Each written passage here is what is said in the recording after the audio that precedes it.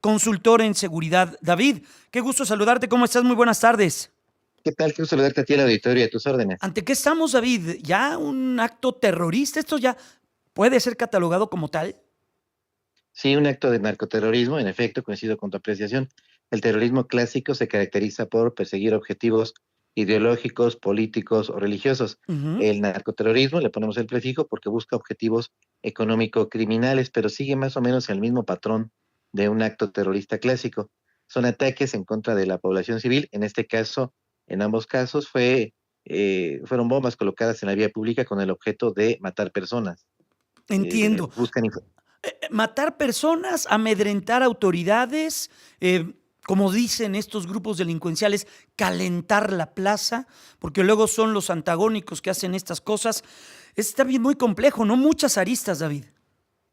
En efecto, en Acámbaro y en Jerecuaro, el grupo dominante es el Cártel de Santa Rosa de Lima, esta organización que se hizo muy conocida a raíz de que dio inicio a la guerra contra el Huachicol en el inicio del sexenio de Andrés Manuel López Obrador, libra una batalla allá en Guanajuato contra el Cártel Jalisco Nueva Generación por el control de la actividad criminal. No es la primera vez que el Cártel de Santa Rosa hace uso de artefactos explosivos, todavía no hay un avance en la investigación y ningún grupo se ha atribuido la autoría de estos atentados, pero por la zona geográfica en la que ocurrieron estos eventos, porque es el cártel dominante y porque además tiene antecedentes en el uso de explosivos, yo estoy casi seguro que se trató del cártel de Santa Rosa de Lima, que lo que busca es doblar la voluntad de las autoridades locales para establecer una especie de sinergia criminal. El cártel de Santa Rosa lo que ha hecho con el tiempo es crear anillos de protección política y policial para Ujú. sus actividades delictivas. David, ¿no estamos ante una ausencia de inteligencia del Estado mexicano? Vaya, Definitivamente. pues los grupos delincuenciales lo planean, compran el explosivo. Vaya, no hay muchos cabos sueltos en una cosa que no digo que sea sencilla, pero la inteligencia y el poder del Estado no debe de estar adelante de estas intenciones. Definitivamente, de hecho, es la Sedena la que tiene el control de manera legal del uso de explosivos, incluso los que se utilizan para la industria de la construcción en la industria minera. Ya en el pasado le habían hecho decomisos, incautaciones de artefactos explosivos al cártel de Santa Rosa de Lima, C4, cartuchos de dinamita y detonadores, pero aparentemente falló algo en la estrategia de control de este tipo de insumos y finalmente el cártel de Santa Rosa de Lima, la mafia local que opera en esta región de Guanajuato, nuevamente cuenta con artefactos explosivos que puede detonar a voluntad. Esto es algo muy grave porque son utilizados no para atacarse entre sí, es decir, para Ujú. agredir a otros grupos criminales, ni siquiera para agredir a las corporaciones de seguridad pública. El objeto es instalarlos en plazas públicas, en lugares concurridos y hacerlos estallar, justamente para cegar la vida de personas inocentes sin ningún tipo de actividad criminal y, por supuesto, lograr el efecto de terror mediático en redes sociales que evidentemente sí consiguió este grupo criminal.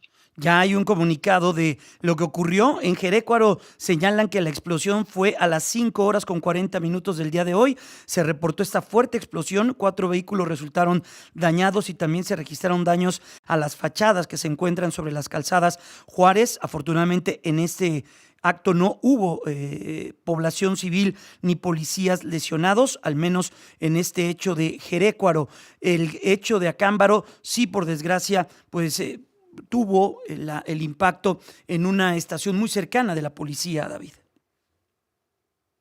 Sí, en ambos casos los coches bombas se colocaron en zonas céntricas de la ciudad, de las ciudades, en donde habría en teoría sistemas de videovigilancia que debían haber detectado el arribo de estos vehículos, que el tripulante los tripulantes los abandonaran y finalmente accionaran con un dispositivo de detonación a distancia.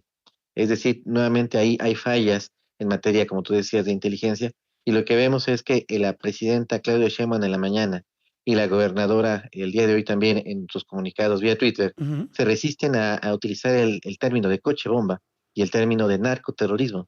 Mientras haya esta resistencia de las autoridades a reconocer que en el país desde hace tiempo los grupos del crimen organizado hacen uso de estas prácticas de terror, seguiremos careciendo de un marco legal apropiado para combatir el narcoterrorismo, de un presupuesto enfocado para el combate de esta problemática, de convenios de colaboración internacionales con países que tienen experiencia en este tipo de casos y también la adquisición de tecnologías para poder enfrentar estos retos. Entonces, Pero como hay una negación de la realidad, pues no podemos abordar el problema. entiendo, y eso pues requiere un andamiaje jurídico que tiene que pasar por el Congreso definitivamente, ¿no? Sí, desde luego, tendría que haber una serie de modificaciones.